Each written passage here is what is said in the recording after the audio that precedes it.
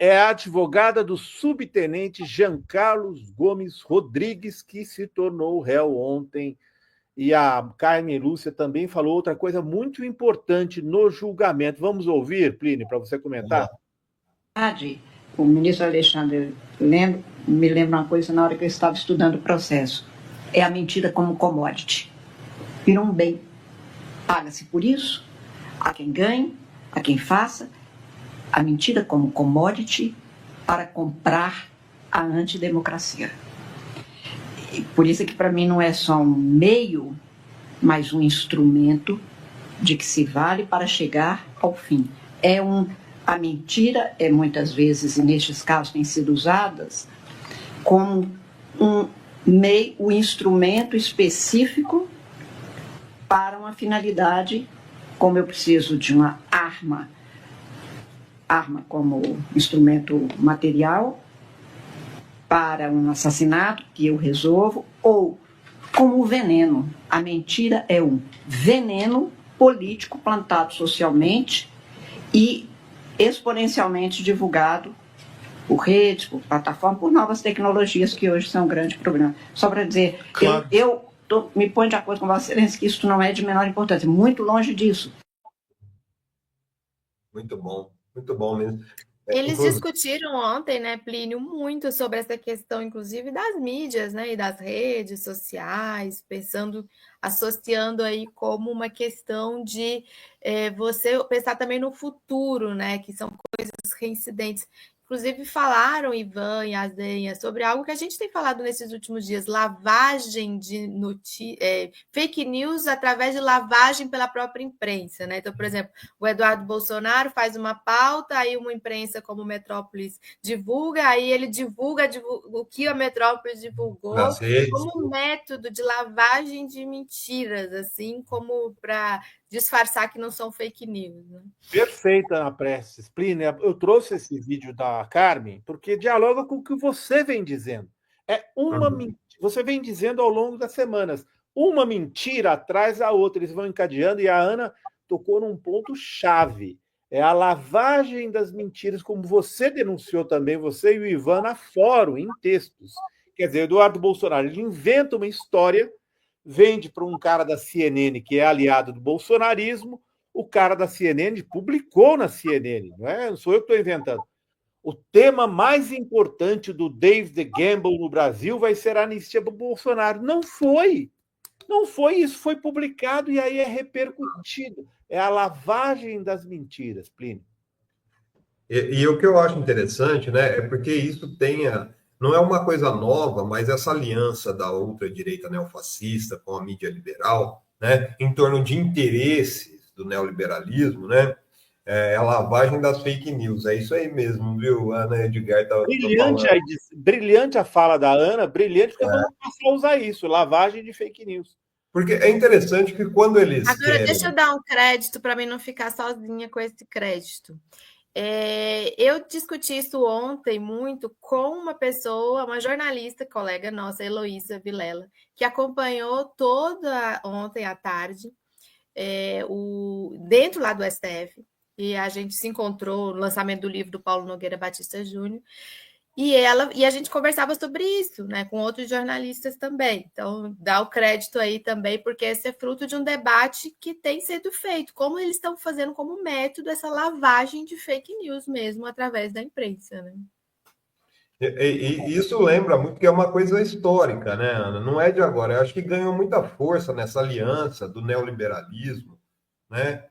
Com os fascistas e com a mídia que representa o neoliberalismo. A gente vem denunciando isso, olha, há muitos anos já, né? Porque que nem a própria história do comunismo, né? É um termo que foi cunhado pela mídia liberal, né? Que incute nas pessoas uma percepção subjetiva. Ninguém sabe o que é comunismo, mas todo mundo tem uma percepção negativa, de tanto que a mídia liberal bateu nisso. E hoje quem se aproveita disso é a ultradireita neofascista.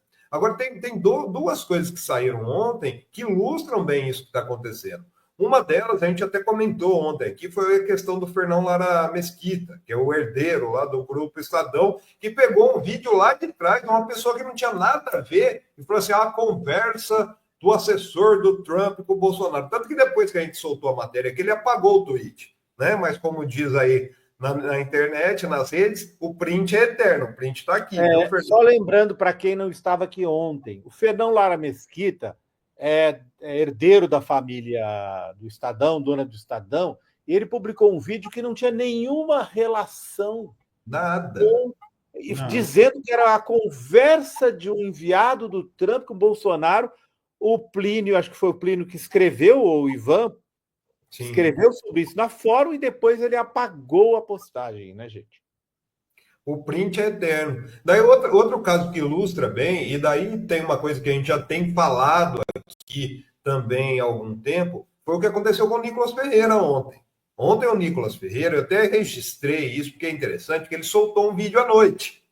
Mas antes disso, ele colocou lá nas redes sociais dele uma publicação aqui, ó, falando assim, ó, me impressiona a maioria das lideranças cristãs no Brasil simplesmente estarem caladas frente a todos esses escândalos do governo.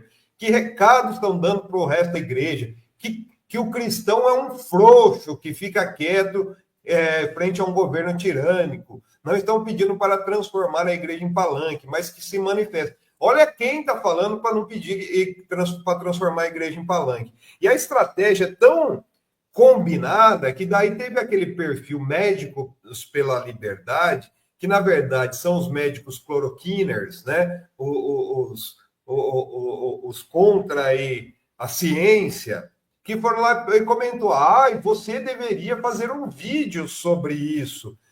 Para as tias do Zap, ainda coloca, né? Precisamos de um vídeo para as tias do Zap urgente. E o que o Nicolas respondeu? Hoje à noite estará na mesa. E assim foi feito, né? Então a gente vê o uso, a manipulação que existe, não é uma coisa assim, aconteceu. Não, é tramado. Tanto que assim, foi divulgado ontem também um vídeo do Zucco, né? Que é o líder do PL na Câmara, junto com o Valdemiro Santiago. Daí ele recebe uma ligação do Bolsonaro num culto com centenas de pessoas.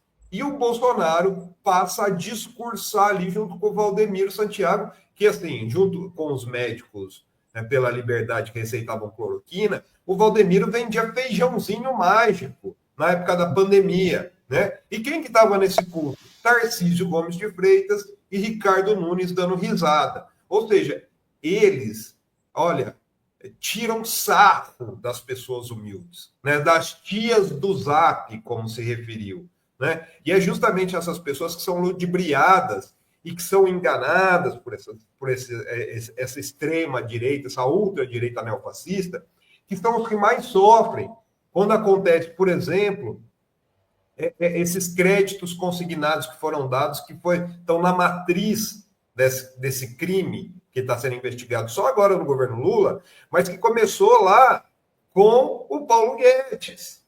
Né? Vamos fazer a farra dos créditos consignados. Por quê? Porque a gente quer privatizar a Previdência no Brasil. Então, essas pessoas são as pessoas que mais sofrem, são as pessoas que passaram 4 anos de um governo Bolsonaro sem aumento real do salário mínimo.